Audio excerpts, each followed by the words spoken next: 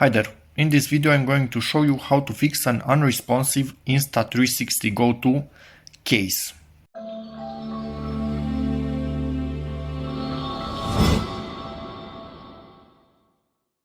Story behind it: we are on a vacation, played with this thing in the snow, all was good and fine, came into the house and dropped it like this, from about this high, so 40 centimeters high, onto hard tiles, and then opened it up, absolutely zero response.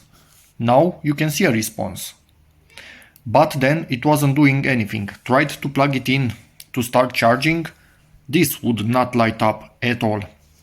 Sorry that I didn't realize to film this then, but I was in panic mode because it's basically our second day and we have a few days to stay, so without this it would be quite bad.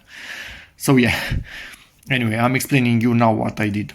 This thing wouldn't do anything, it was fully stuck. Press buttons, whatever you want, nothing would happen. Take this out, put it back in, absolutely nothing. It would not care at all.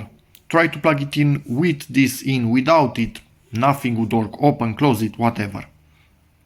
Then what I did, and this is not the correct way, but weirdly enough for me it still worked, decided to press both buttons and hold them until I got bored. I hold them way too much, maybe 20 seconds, but when I removed them, this thing came to life. So it seems that the drop did not destroy it. Initially I honestly thought, okay, it's gone and bye-bye money and bye-bye nice vacation videos, but no.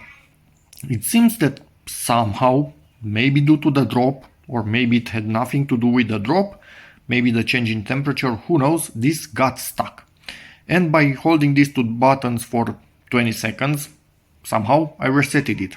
Then went online, and actually the reset procedure is to hold this button only, so not the record one, the mode one, for 7 seconds, and it will actually reset the case. But it seems that even if you hold both of them, it resets the case. So somehow it was just stuck, not fully damaged and defective. Let's see if I hold this now for 7 seconds, does it still reset it if it's already working? Yep, it does reset it. Exactly like this it appeared, and then it worked again. So yeah, it seems that this is not as flimsy as I thought about 20 minutes ago when this whole thing started, and you can reset this thing and then it should be working once again. So yeah, hope this video helps you, in which case please give it a like, check out my other videos, and as always, see you in the next one. And I don't think it matters if power is plugged into it or not when you reset it, if it's fully unresponsive. If it's like this, you could see that it resets even with power not plugged in.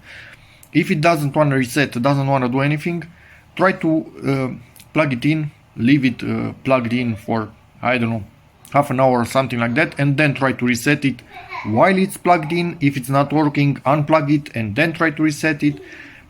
Play around with it, but this is the reset procedure. 7 seconds on this button. As long as it has power in it, it should work and be reset. But yeah, maybe plug it in, maybe it just drained way too much in your case. But for me, it was weird. Not sure if from the drop or nothing to do with that, but hey, working now. So that's about it. Hope this video helps you, in which case, again, please give it a like, check out my other videos, and as always, see you in the next one. Bye.